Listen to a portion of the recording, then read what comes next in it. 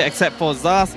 Alpha gonna fill in that slot, and British are gonna give a little bit of trouble for Edith and also Bawat in the front line. Pretty good, pretty good. It looks like RSG is going to be playing closer towards the EXP for the early game, and then towards mid-game transition, they go down to gold. Unless Team Ray applies a lot of pressure, I would assume, down by gold lane.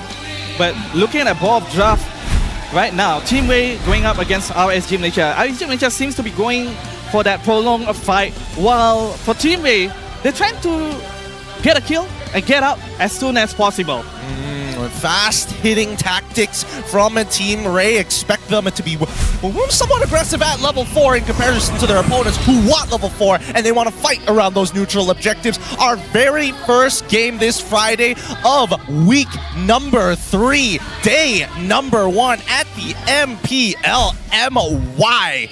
Get ready for it as we head into the land of Dawn, brought to you by Hotlink, our 5G prepaid. Join it now while you still can. It's your time. Let's load on into the land of Dawn. And I'm going to be focusing a little bit more towards the Team Ray in the early game phase, because being in a Julian, that's what you want. A little bit more aggressive to get an early kill and kind of give you the lead that you need to left behind your enemy, especially toward RSG MY, where Alpha, a little bit tanky towards the early game.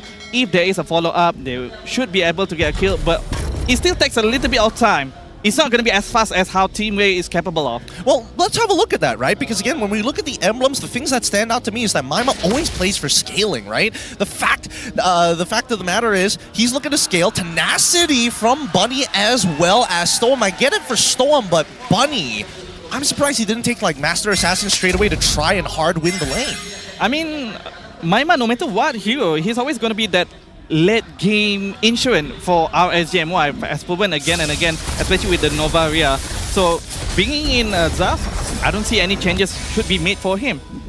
All right. Let's see whether it's going to get punished later on, right? Because at this point of time, because they don't have Wilderness Blessing, he won't be able to rotate as quickly, but then again, his main job is to kind of sit there in the back. And not to forget, actually with the current patch, the damage for Zaf has been nerfed a little bit, so maybe this is what he needs to balance back the power before the patch. Well, technically, to be fair, if you're talking about like lane matchup, Vixana has an overall better scenario compared to Zas, because Zas can bully you out, right?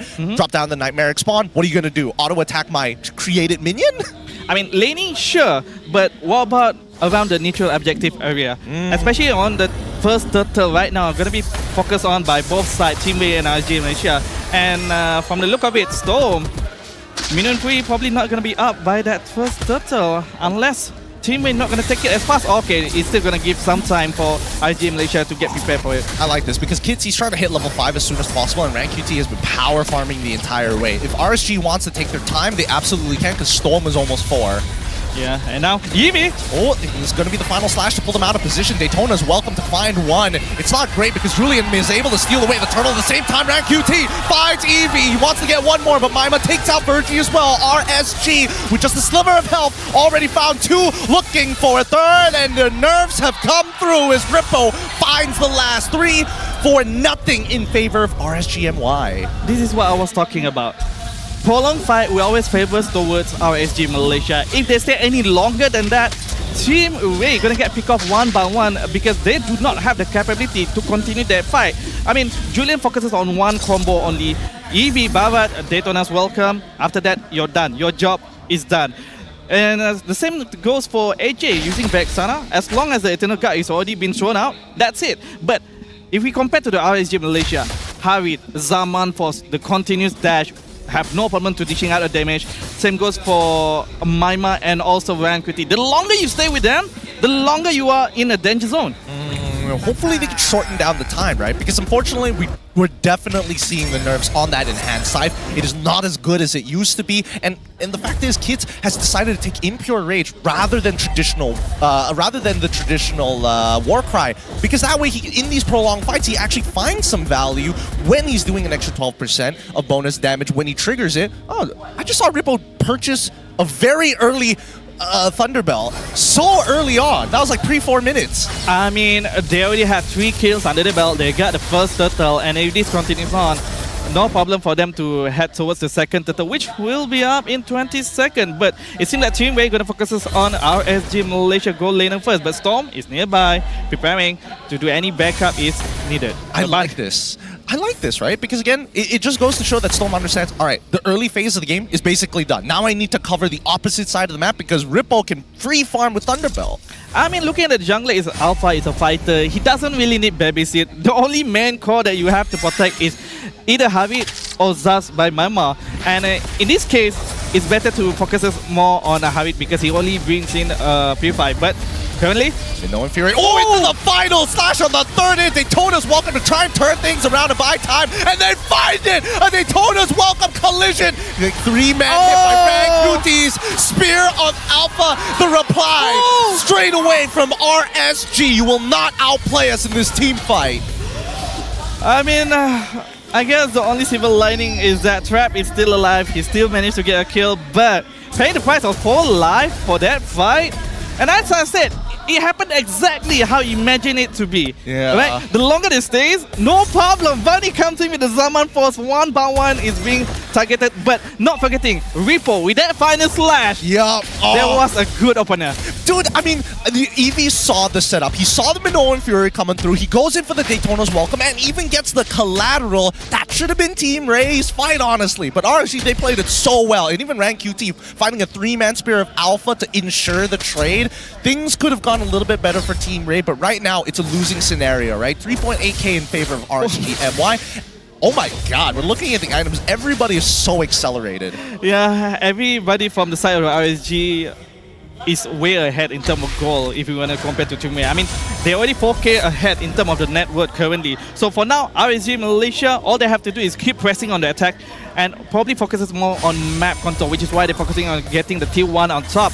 I mean, Team Ray is probably going to try to protect it, but I don't see any way they can do it. I mean, they're going to try. The final slash comes out, cancelled by the Daytona's welcome. Eevee using the anti-CC portion of it to keep himself alive and maintain position.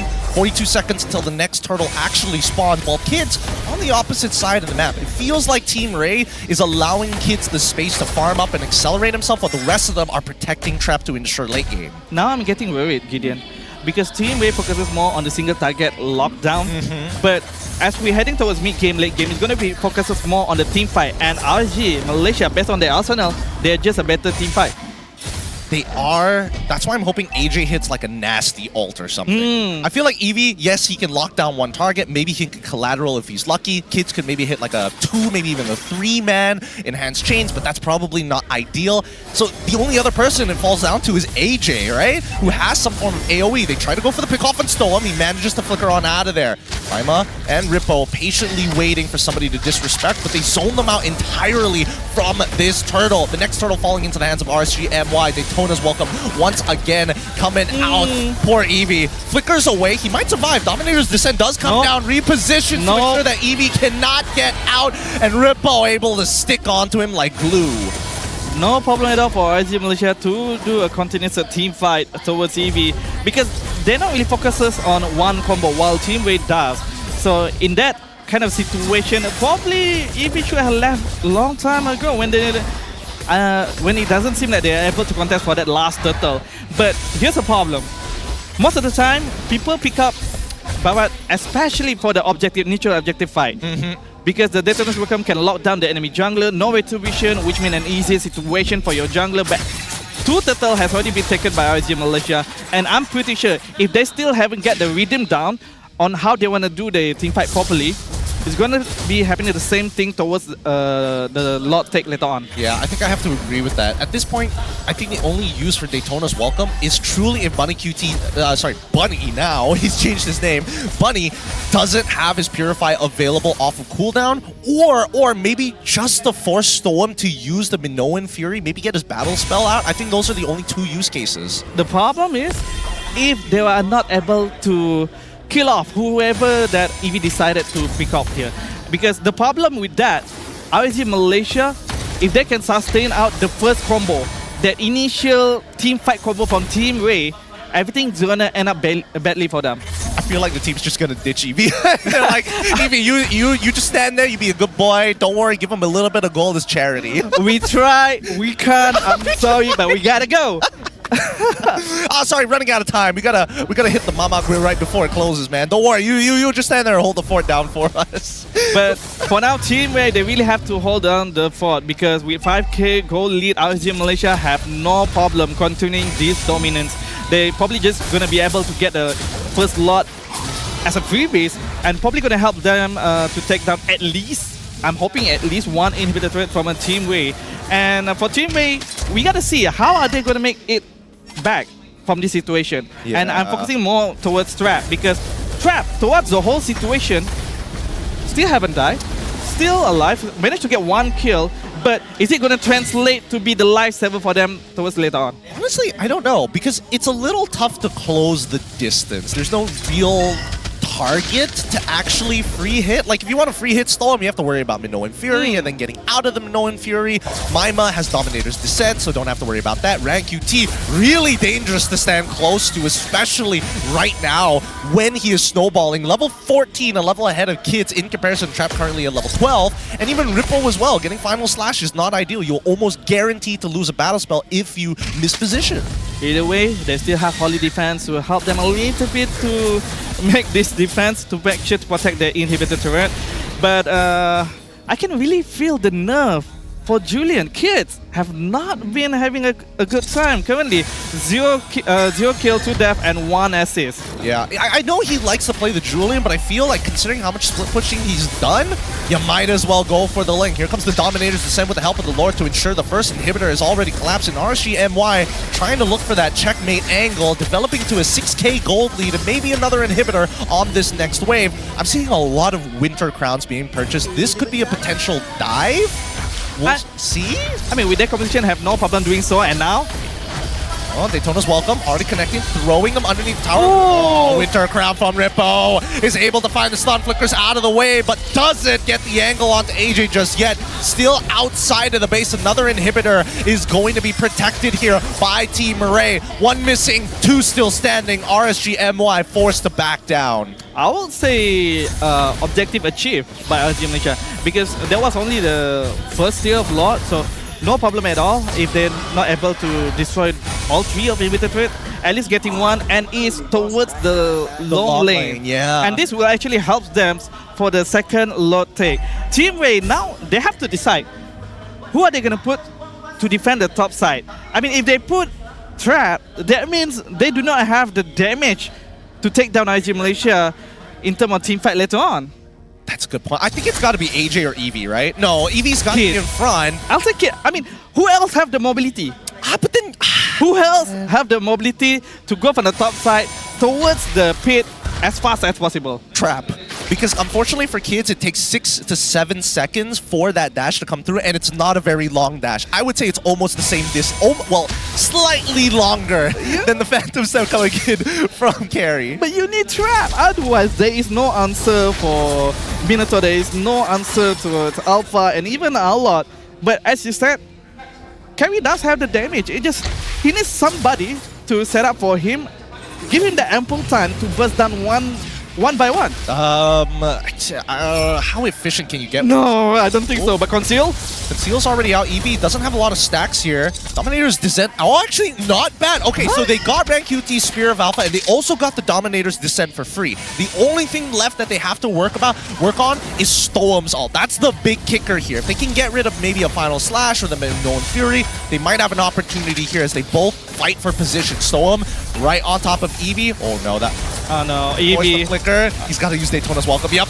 Using it as an escape tool. Ripple waits for it. He gets hit by the fear. Hopefully he's able to get back up. Flickers forward and finds Kids into the Minoan Fury as well. Kids still holding on, able to use the enhanced sword to get on out of there. But the Spear of Alpha, with the help of Harith too, chases them down. Kids and Eevee take the L. A lot with a reduced cooldown on the passive. Combined with Vengeance, it just allows him to stick to the enemy like glue. I mean, they tried to run away, but Ripple, having the time of his life, taking his time, deciding, is it now? Alright, I think it's now. Flicker and Final Slash right on top, 2 of Team Ray's member, and that allows them to take down the kids and also Eevee.